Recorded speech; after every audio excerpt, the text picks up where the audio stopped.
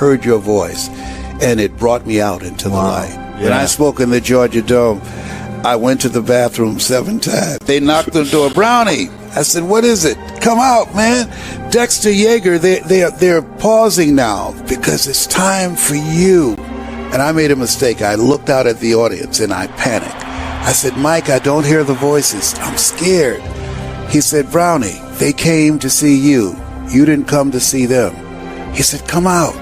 You will hear the voices. I said, I don't know, Mike. I've been trying. I just don't know. I'm scared. And he said, just be scared and do it anyhow. Don't speak. I said, I don't have to speak. He said, no. I said, then what will I do? He said, just tell a story. Tell a story of where you are, about what you're going through, and about the goal and dream for buying your mother a home.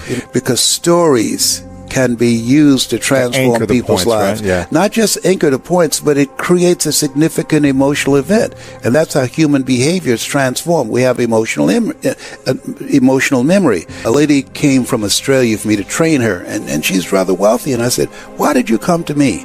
And she said, I saw you speaking on YouTube in the Georgia Dome, and you were speaking to 80,000 people.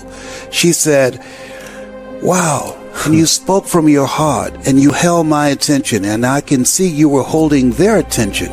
And she said, can you train me to tell my story from my heart?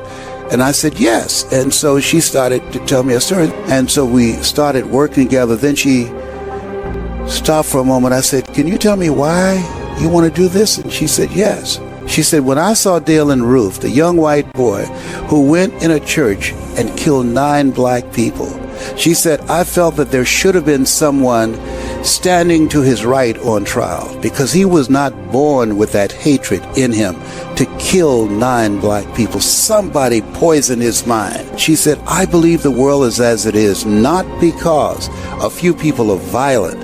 I believe the world is as it is because too many people are silent. Nothing happens until it's communicated. In the beginning was the Word. And so my goal is to multiply the voices out here that will bring some words that can help us to get a different vision of ourselves. I believe that we can begin to decrease crime and the violence that's taking place all across this country, because evil prevails when good men and women do nothing.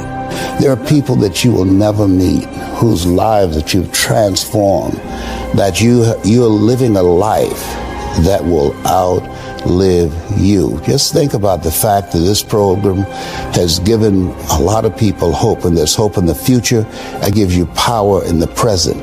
Every 40 seconds, someone commits suicide.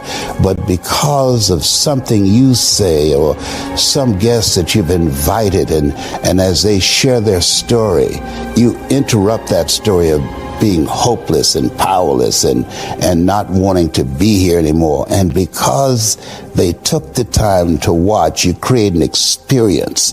Oliver Wendell Holmes said that once a man or woman's mind has been expanded with an idea, concept, or experience, it can never be satisfied to going back to where it was. And so at the end of the program, at the end of one of your presentations, there are people who, because of you, their lives will be transformed, and they will become a pencil, as Mother Teresa would say, in the hand of God, and start writing a new chapter with their lives.